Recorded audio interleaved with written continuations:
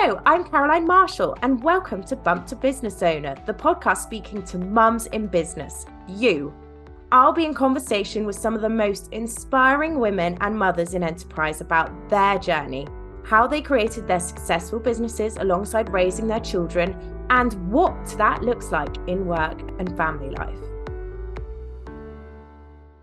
Hello and welcome to today's episode of Bump to Business Owner. I am your host, Caroline Marshall, and today I'm delighted to welcome Nicola Ward, the founder of CakeDrop, the award-winning solution bringing sweet treats to some of the UK's most exciting places, including Meta, Lad Bible, Beauty Pie and Netflix. CakeDrop specialises in branded treat experiences and automated gifting for employee birthdays and work anniversaries, making workplace celebrations seamless and delicious. Nicola's journey into entrepreneurship began alongside her sister Anna, inspired by their own experiences working in the city where they noticed the challenges of organising office celebrations. This insight led to the creation of CakeDrop, aiming to make office celebrations effortless and enjoyable. Nicola has faced many highs and lows on her journey, from the shift to becoming a solo founder to navigating major business challenges, including the pandemic and operational hurdles. Alongside this, she also has become a mother and experienced firsthand the reality of managing maternity leave while running a business. We'll dive into Nicola's experience of growing CakeDrop, the highs and lows of running a business, and the realities of motherhood and entrepreneurship. Hi, Nicola. I'm so excited to have you on. I've been a fan of CakeDrop from afar, and you've helped me myself with some gifting, so I love this. Thanks for having me. I'm excited to be here. Yeah, so how long has CakeDrop been around? And did you ever think, I mean, it's so nice that you and your sister started it, but did you ever imagine entrepreneurship was in your journeys? Maybe my co-founders, but definitely not mine. So we started back in 2017. Although looking back, that was much more about sort of just validating the market and having a first stab more than like a fully functioning business from the very beginning. So yeah, the business really came about by Anna and I having worked in offices and experiencing sort of last minute cake days where it would be someone's birthday and no one would know, and then someone would rush out at 9 o'clock in the morning and try and get something like a disappointing lemon drizzle from the local shop. And we were having this conversation that, surely HR have everyone's birthdays. Like, why isn't this automated? Why doesn't this sort of, have a bit of forethought? And so, yeah, we just decided to run with that concept. But I definitely didn't have any sort of desire to run a business, and it wasn't something that I particularly thought about before then. I just really liked the idea. But I would say that Anna, my co-founder and sister, she was very much more business orientated. So I think she probably gave me the shove that I needed to get started. And then it just grew from there. I love that. That's so great. So you started with Anna. What was that dynamic like? I think you either have sisters that can work together or can't. I think me and my sister are in the can't camp. Everyone always says that. Like I get that a lot, that people say they can never work with their sibling. And I don't know, it's been really nice for us. Obviously, we have that just inherent sort of understanding of one another, and communication is really easy, and we respect each other, and it's just been really great. And also, we what it's like with siblings. Like if you have a little disagreement and you move on the next minute, like nothing ever. It is a lot easier to move on, isn't it, than with other people, because you're just so used to arguing. So I do get that. We've had a really good experience, and I sometimes wonder about how people can, unless you've got that sort of similar dynamic with a professional connection or a friend or another co-founder. I've not had that kind of connection with anyone else. So I sort of attribute it to being siblings, but perhaps it's the sort of dynamic that you can build with anyone. And so you guys didn't have like a baking or cake background at all. So what was your experience of really getting that off the ground? So in the beginning, the business model was a bit different to how it is now. So in the beginning, we had different bakery partners around London. We didn't do the production ourselves of cakes. It was very much around connecting offices to bakeries. So we built a piece of tech which allowed offices to schedule cakes to be delivered to the office for their employee birthdays. So essentially, we were a bit of a middleman. We built relationships with about 10 different suppliers around London. And then we just started reaching out to office managers to see whether they would like to use our service. So no food background at all. But I think over the years, we spent a lot of time going in and out of bakeries. So when it did come to the point where we decided to in-house the production and launch our own bakery, we did have some experience, although it still felt like jumping into the unknown. Yeah, I can imagine. And so were either you or Anna from an office management background? What was your actual office roles? No, so I worked in PR. and Anna was working in marketing, I guess account management for a marketing agency. So yeah, quite similar sort of creative backgrounds, and definitely not in office management. But yeah, I think that experience of being an employee and experiencing the last minute disappointment of a Colin the Caterpillar cake. Oh, I'm so with you. It's very disappointing when people have forgotten your birthday. I've had that in an office, and you're like, oh, and then I think someone actually then broke a load of cupcakes when they were running to remember my cupcakes for my 30th birthday. I was like, oh, this isn't last minute at all. I mean, I loved the cupcakes. They were nice cupcakes, but a bit crushed. Luckily, I think where we have been sort of our sort of client contact and who we sell to is office managers, and office managers tend to be really receptive to what we're doing. I think it's quite fun. It's not like we're selling stationery, like we are selling cake, which is nice. And we've always found office managers to be really accessible and approachable. And we spent a lot of those sort of early years, we would physically go into offices and introduce ourselves. And obviously office managers tend to be quite front of house, so they are accessible in that way. So we've been quite lucky. Also, a lot of them are women, tend to be women, and not all of them, but it does tend to be a higher proportion of female in those kind of roles, which is nice. Of young females, like trying to connect with young females always worked well for us. But yeah, that's a really interesting point, because I think sometimes that's an area you've used to your advantage, being a female founded business, that like the women who you're selling to women in this case, and so they're more likely to be receptive to you and want to invest in you, which I think is a fantastic point. And you really have got involved in the business support community, which I think is underestimated. That's actually quite being in the business support industry myself, I run a virtual assistant agency and come from a PA background. It's quite clever, because actually I speak to loads of companies who are like, I want to get into offices. And I'm like, you need to get into these communities. Like, as a sales strategy, it sounds like that's really worked for you. And I've seen, I heard of you first, I think, through the office management group run by Hannah, because you've won awards with them for your great work with office managers. Was that a real strategy for you guys to get into that group? I don't know if it was... I'd call it a strategy. I don't think anything we did was a strategy in the early days. Love that. But when we came across Hannah in probably and the office management group in about 2019. I think she started around a similar time that we did, so we've sort of grown up together. And it just seemed like a no-brainer. I really liked what she was doing. I think she delivers so much value for office managers, and to be able to support that as a partner. So we pay an annual membership fee, to be a partner fee, to be on her platform. And then we get the benefit of being able to go to the events, and at those events we can interact with office managers, a lot of which are our customers or maybe become our customers. So I think it's been really nice. It's been a pleasure to be able to support the office management group over the years by being a partner, but equally it's so beneficial to us, and I think we really enjoy it. It's so nice going to the events and connecting with people that we might know because they've bought from us, and putting like a face to a name. And also there's plenty of people in those groups that don't buy from us and probably never would, because they might not have the need. But I would say we've built some nice connections, and it's nice to just know what's going on in their world and in the world of office managers, because it does change over time, of course, especially with pandemic and working from home and working in the office and hybrid. The whole market has just changed so much that it just gives us that opportunity to be able to like stay abreast with what's going on in the world of our sort of customers. Don't underestimate that as a strategy though, because I mean, I know Hannah, I know the events are great, I'm such a fan, but I think so many suppliers don't really understand how to tap into that market, and you guys have really nailed it. So well done, because I know, like, I just came off a growth program when people are like, oh, want to get into offices or more offices, and I'm like, you need to be talking to people like me. Like, this is I know all the communities, just reach out to me and I'll like share them with you. It's so interesting. And you said navigating challenges. I was going to ask, so you've obviously had to navigate COVID, and what's it like now with companies you work with where some of the staff are at home, and how you manage that as a platform? So we originally started the business and it was cakes into offices, and it was only cakes into offices.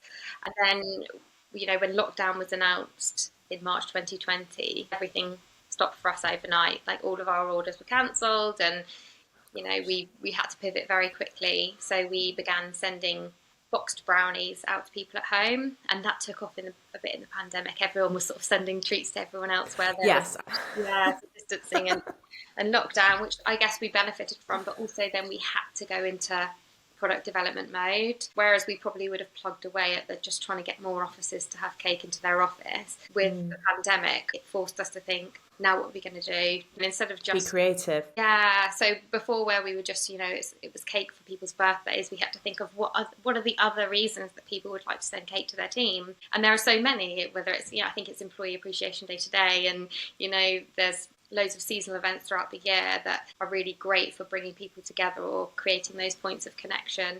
So yeah, at the moment we still do gifting to people at home, and we've got our automated gifting platform that allows offices to do that and connect with their HR system so that everyone receives something on their birthday. But we also still do the in-office stuff, so we do a bit of both now. But I think the pandemic almost was a catalyst for us having to develop our offering.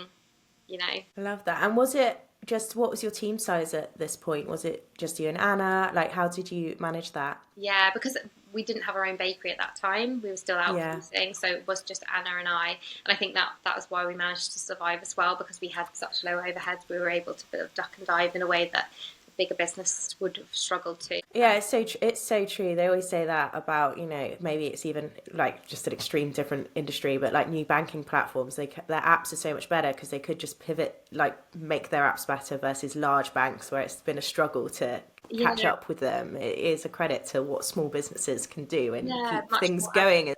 Yeah, but it's also luck, because if the pandemic or something that catastrophic happened now, it would be hard for us to cope with that. So it was just luck that we were that size at that time. Because also you are a solo, well, not a solo founder, but you're the one in the business. Your sister stepped away recently, and how has that transition been for you in the business at first? Yeah, so last year we had to stop trading for a couple of months. We had a bakery move that fell through, and we just needed to take a moment to figure out our next steps. And I think during that time, without speaking for her, I think Anna really sort of got time to reflect on whether she felt she'd done what she needed to do in the business. And she was so young when we started, so she really wanted to sort of expand her experience outside the business a bit. So she has stepped down from management this year, and I've been sort of doing it on my own. Absolutely petrified about it. Yeah, I bet. I was so proud of her for making the decision. I'm so happy for her, and I definitely think it's the right thing, but I was petrified that Was it a surprise, or had you guys had long chats about it? Yeah, I think it wasn't a surprise to me, but we kind of figured out a plan to sort of make it work. And she's still involved a few hours a week. Oh, great! But yeah, no, I'm actually really enjoying it. Like, it's funny how things are like terrifying until you do them. Oh yes, and I think that's what is such an excellent point to make, Nicola, in business in general, because I think sometimes we get scared of growth, and I think someone described to me the things you worry about in the next stage of growth that you used to worry about, you don't worry about anymore. So it's new worries, and but you get really scared of it, but you can manage it because you're not worrying about the things you would worry about when you're smaller. Does that make sense? Yeah, and also just worry is all just thinking about things in the future and the past, isn't it? It's not actually living it. When you're so much more able to cope with things when you're doing them in reality than how you underestimate yourself. So yeah, that's the learning that I've got to keep reminding myself as I go through life. That's a great learning. And what's your team size like now? I hope it's not just you. So we've got about a team of 6 at the moment. Oh, fantastic. So we're still very much a small business, but yeah, it's not just me on my own running the whole show.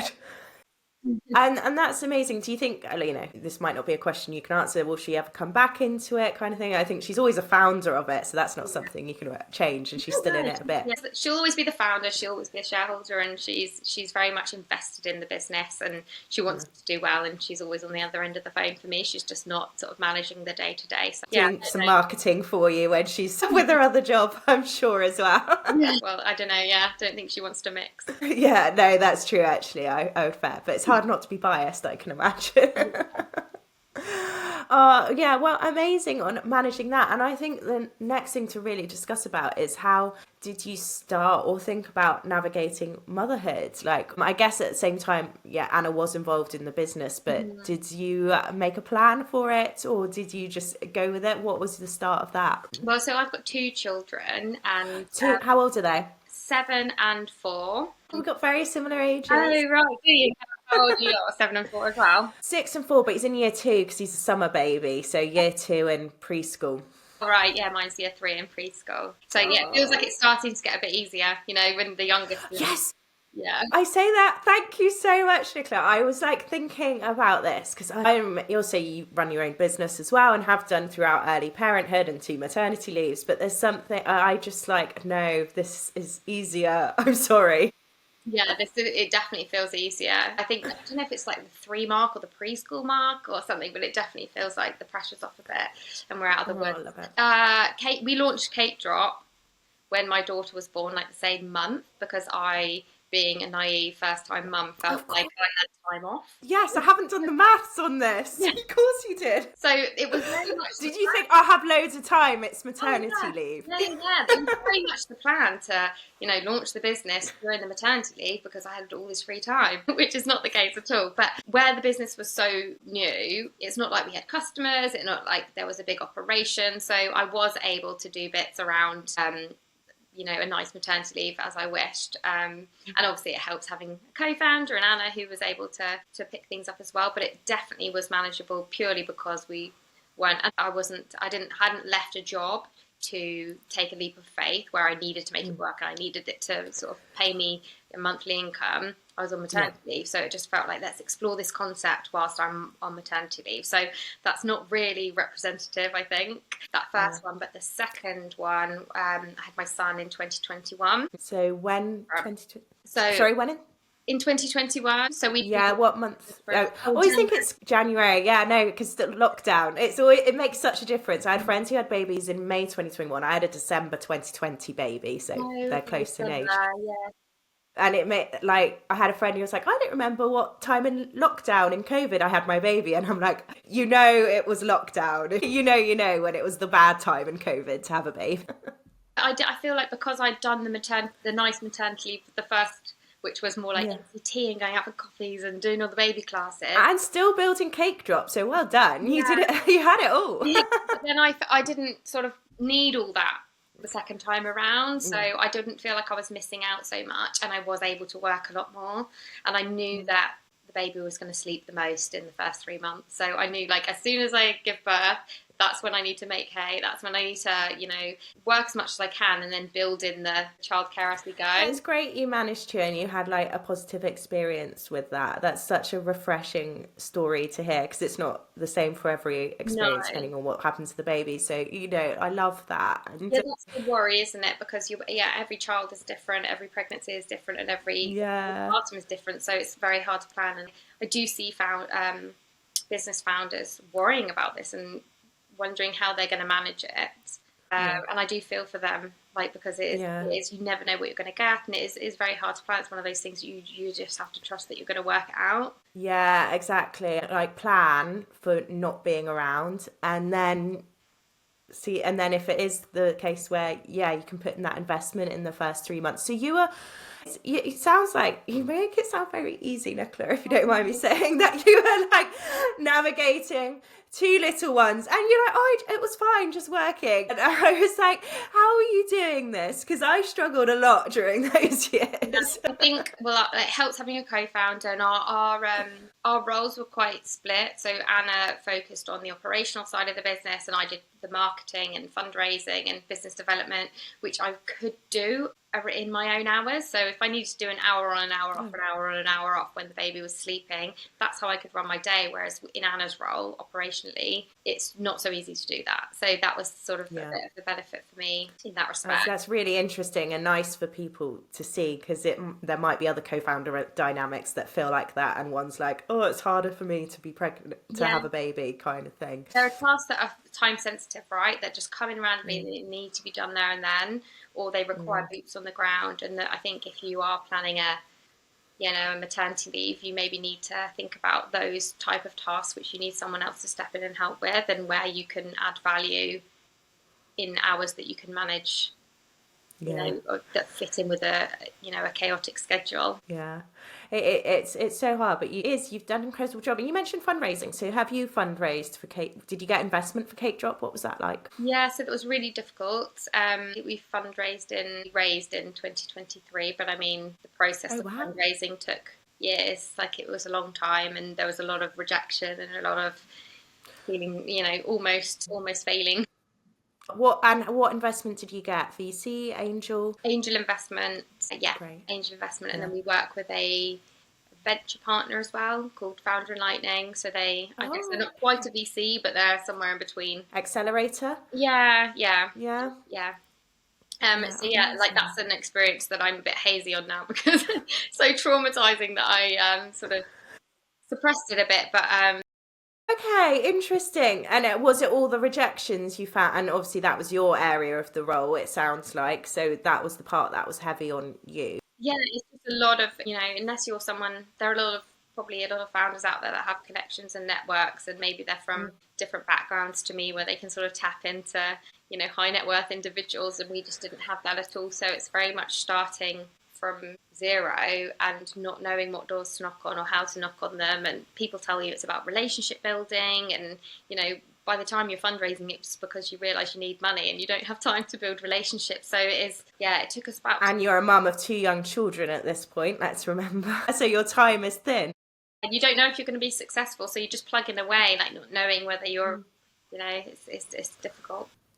That's really interesting to share. And I think it's actually really important, because something I didn't realise till a couple of years ago, when we talk about angel investment, it's basic, just for anyone listening, in getting investment in your business from individuals. And angels can count as your family and friends and people you know. So like you said, if you come from a background where you're privileged to know high net worth individuals or family money or something, you can say you've got angel investment, and it's actually kind of a sign of privilege, because I just have worked for a company where they said it was angels and it was family money.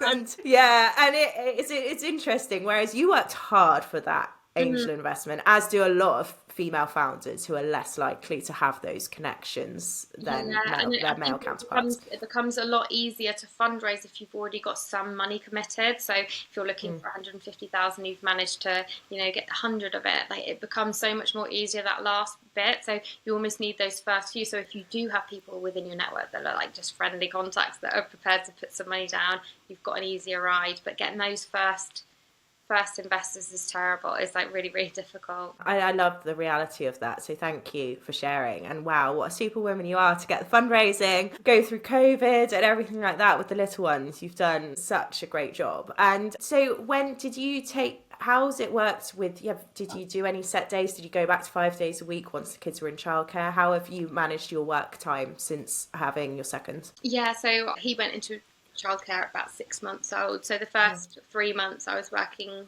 quite a lot, and just every time he was sleeping, which is quite a lot in those early 3 months. It can be quite stressful if you don't know they're going to nap, because naps can be quite stressful, can't they, sometimes? So it can be a bit like, yeah, but are they going to stay down so I can do this? In those first 3 months, if I can remember, it's like 4 years ago, I remember it being, there was like a time when he'd be like awake for an hour, asleep for an hour, awake for an hour, asleep for an hour, and it was quite predictable. And then those wake times just got longer and longer and longer until we moved on to like two naps in a day. I don't know. There was a sort of pattern. There was a pattern. Good child. The older they get, the harder it is, because they're just awake more. I sound so awful. Yeah. I did interact with him when he was awake, and he did have his needs met. But I just think I knew from having one before that, those first 3 months are obviously you're the most sleep deprived that you've ever been, and you're probably going to be. But it's a bit more predictable. There's more sleep to. And you don't sound awful at all. We're all, especially as business owners, just navigating this. And if you're not, I think often as well, a lot of people have their first child at home, so they've really got to do stuff to interact with them rather than the baby, and the baby just ends up on you. At that time, my daughter was in nursery, so she was 3.5, so she was funded hours, and she was at nursery and all with her grandparents. I look back and I feel like, did I miss those years? But these are the trade-offs we make, and I'm not in a position where I can just be with the kids all the time. I need to earn a living, and it makes you, I fully believe it makes you a better mother to be passionate. And I think I've had people further along in their motherhood journeys. I had Sasha from Olio. Do you know Olio, the app? And her son is like 12 now. He goes to school going, my mum's the founder of Olio. He's so proud of what she does. And I think it's like, at the minute, they don't know, or had to say, I picked up a magazine the other day because I'm actually in it, and I had to be like, finally, I could show something. He's like, you're in it? And I'm like, yeah. I was like, oh gosh, finally, I've got something to show you for what I do. You're famous because my daughter thinks I'm famous. Oh, does She's she? seen like a couple of videos of me and doing podcasts, and she's like, "Mummy, are you famous?" I'm like, "Yes, I'm famous." Like, yes. Then her parents are like friends' parents at school are like, "Oh, who is she?" Yeah. Like, okay. Oh, I love that. That's so sweet. I know. I think we feel the guilt harder potentially as well. I think we know we do as mothers, and I think it's remembering you're building something great here. That you're. Have you got a daughter and a son, by the way? Is that it? Sounds like. Yeah, and they're so different as well. So this is why I think with parents, like it really depends on the children you have, the experience you have, because some people have really easy children, like the easy babies or even easy children. Like my daughter is quite not particularly, she's very like mummy's girl. She likes being at home. She doesn't like doing the after school clubs. She doesn't like doing the holiday clubs. Like That's hard. I get a lot of guilt with her. She doesn't like it. She doesn't like me going to work. She doesn't like me coming back late. Like she's difficult. Whereas my son is very like take me or leave me. Like he doesn't mind. He's just a bit more chilled. So I can imagine if you've got the chilled children, it becomes way easier just to go about being a working mum with less of the guilt. But if you've got a child that's a bit more needy, you go to work every day feeling like, oh, she doesn't want me to go, or she wants me to pick her up from school and I'm not able to. Yeah, and it is hard. And I think my 4-year-old is that one, and he doesn't know, he's not at a stage he can really communicate it. And I even had to say to my husband, I was like, right, after I've taken my eldest swimming this evening, I think I need to sit and have a cuddle with my second on the sofa, because I think he's just feeling a bit like I've not been there, but he doesn't communicate it. And it is the getting their needs met. And I think about this a lot with pre-parenthood as well, is that often I think everyone has this dream, well, my kids are going to be fine, they're going to be the easy ones. And I think, and then you start to realize it's kind of out of your control. Like you said, you've got one who's one way and one who's the other. Yeah, it does feel like that's them. Did I create this monster, or is this just a natural, like a nature thing? Because it's strange how different they are. Yeah. No, and then you look at you and your sister. You're both different, and while you've got similarities, that's just the way it works, isn't it? Yeah. Has motherhood, because do you think if you'd launched CakeDrop like Hannah did, without being a mother, it would have changed your approach to it or your perspective? Obviously, I don't know, because I can't. Yeah. I can't. I've not lived that life, so I can't imagine what it's like. But I do. I'm on LinkedIn a lot, and I see some founders that don't have children, and I can imagine that they just don't have a hard stop. Yeah. Do you know what I mean? They just keep working and working and working. And when I have to close my laptop, whether it's to do a school run or because I just need to get home to do the bedtime routine, I could continue going. I've still got stuff piling up, but I know I've got that hard stop. Whereas I can imagine if you don't have children, you don't have that hard stop, and you can just probably burn out, and can become your identity much more. I hugely agree with you on that. I've had dinner with women who've come from really intense corporate jobs, so they're used to working long hours, and they feel so guilty stopping, and it's really hard for me because I'm like, just stop. But I would have been like that, and I was like that in some ways pre-motherhood, but that is the beauty of it, isn't it? And I think you've really summed that up well, and it's not our identity at the same time. We have something else, which there is something else. I mean, it is so hard. Like the code switching is really hard. It's the working up to the very last second that you can possibly get away with before you've got to go and do your motherhood duties, and then having to just switch mindset. Get that processing time that I used to get on the commute, where you used to just decompress from your day and then go into motherhood. Now with working from home, it's like shut the laptop at the school gates. I find that code switch a bit exhausting. I do a walk. That's what I've seen work for me. Listen to some music, and then it's really actually changed a lot. Switching, I have to try and resist Slack as well when I'm coming back on the bus or something, because that's my error. But I find a walk really helps to kind of put everything in perspective. But you've got to be boundaried on that. Yeah, totally. And then it's that identity thing as well. Like I can imagine you really do become your business if you because it's really easy to just neglect anything else in your life other than your business. Yeah. And you could always if I had more time, I could do this. But it is like, should you though, kind of thing. But it's a really hard thing to balance. So thank you for sharing that. I completely agree. Do you have, from your maternity leaves and everything, do you have any advice for other female founders approaching motherhood or thinking about motherhood? Would say that I don't want to be reckless and say you don't need to plan But I do see Yeah. a lot of people worrying, how am I going to do it? How am I going to make ends meet? How am I going to manage this? How am I going to do that? And confession, neither of my children were planned, so I didn't have any of this. And Yeah, I relate to my first with yeah, that. you just have And then I was to just still like really just like naive going into my second. So I work. think you just do it. Yeah, and you just have to make it work, and I just think you will make it work, and you've got 9 months to figure out how you're going to do it.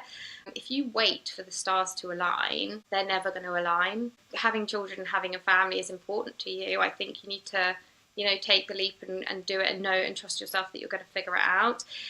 I don't think the stars are going to align. If I'd have waited to have a comfortable point in my journey as an entrepreneur to have children, I never would have had them. I think you find a way and speak to people that have done it and see if you can gain some sort of advice that is useful and works for your situation. Everyone's situation is different. Everybody has different access to different childcare, whether they can afford a nursery or they have to use childminders or they have parental support from their own parents or they have a partner that can take paternity leave. There are different options available and everybody has different scenarios. So it's very hard to put like a cookie cutter piece of advice. But yeah, my one piece of advice was just trust that you can work it out and don't wait for the right moment, because I don't think the right moment will come.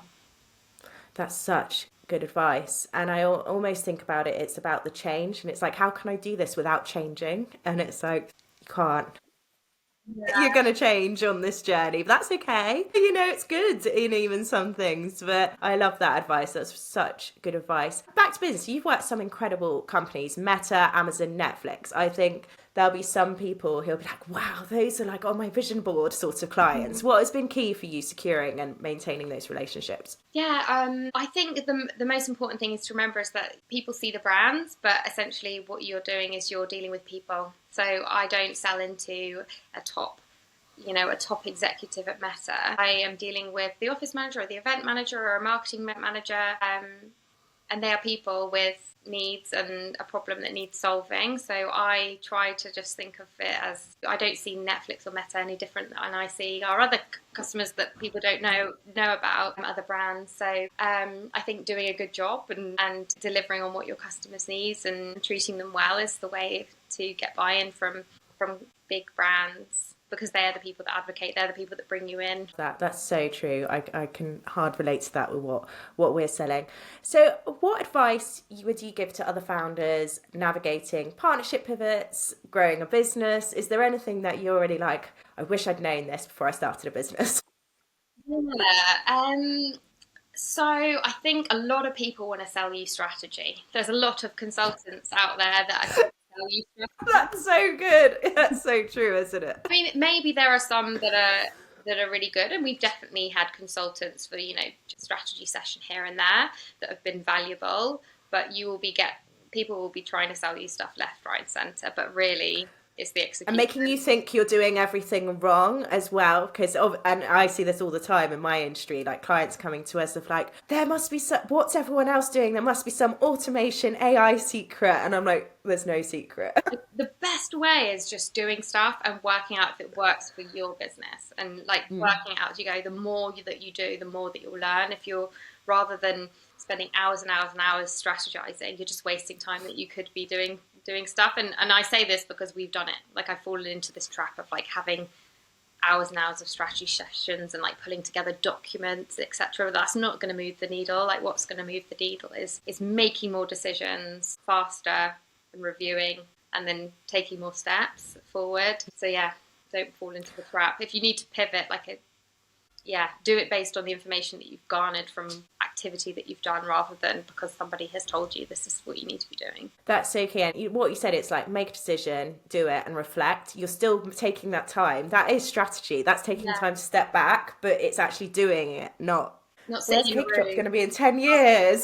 We've done so much of that because so many people have wanted to do that with us. But, and some of it's necessary. Like if you work with a supplier, like someone's helping you with the marketing, or someone, a shareholder, or if someone wants to help you, move the needle. The hours and hours we've spent doing strategies, I think could have put hours and hours into just doing stuff. I love that.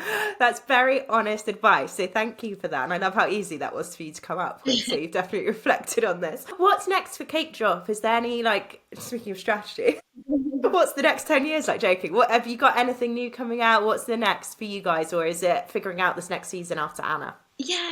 Figuring out the next season after Anna. We've got a new site in Wimbledon, which is our new baby, which is going really well. It's all about growth, really. We just really want to grow the business, and particularly the automated gifting. So we've very much established the event side, which is, branded treats for workplace events and corporate events and marketing events.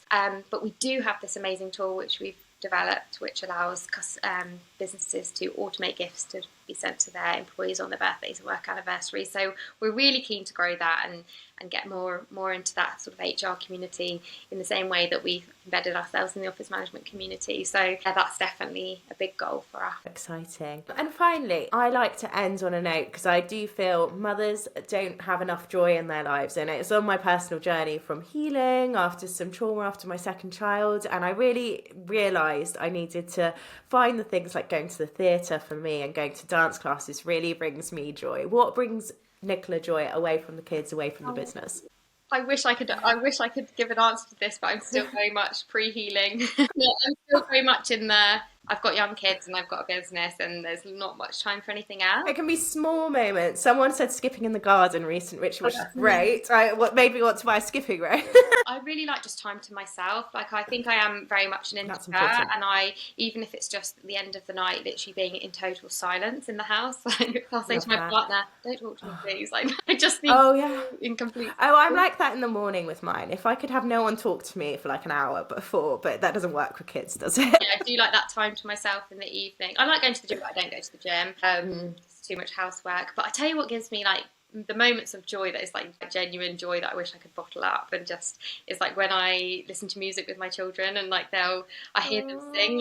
My daughter's quite into Avril Lavigne at the moment, so my 4-year-old son is singing all the words to Avril Lavigne, and it's so cute. It's just pure joy. I have to say, it's so true. My eldest has suddenly really liked the White Stripes song, and he's just been going around the house going dun dun dun dun dun, and I'm like, oh, this is so cute. It is such a moment of joy, isn't it? Yeah, so that genuinely, I know you said away from the kids, but I do get so much joy from that. And then gratitude as well. It sounds really cringe, but I planted a tree at the front of my house, and it's blooming right now, and I just genuinely get so much joy from just seeing the daffodils that I planted back in October. So just small things. No, that is lovely. That's perfect. And you planted the daffodils, doing better than me. Yeah, so little things at the moment, and I'm sure once I'm out of this stage it will get easier and there'll be more time to do stuff for myself. Yeah, I love that. Well, it sounds like you're doing a great job already, finding gratitude, silence, big one. I think more people should sit in silence. I think that's excellent. And your daffodil. And I think you've painted a perfect picture on this spring day. We're finally getting some sun. So Nicola, thank you so much for today. It's been an absolute pleasure. Where can people find more about you and about CakeDrop? So CakeDrop is CakeDrop.London. That's our website. But I'm also on LinkedIn, Nicola Ward. I spend probably too much time on LinkedIn, and I love to connect we all do. on there. So you can find me. Nicola, absolute pleasure. Thank you so much. Keep spreading joy with all your treats, and look forward to seeing more of that on LinkedIn. All right. Thanks so much for having me. Thank you so much for listening to Bump to Business Owner. I hope you enjoyed the conversation. Please do rate, review, follow, or subscribe wherever you're listening. It really helps us to connect with more mums and business owners. You can DM me on @BumpToBusinessOwner on Instagram, and I'll be back next week.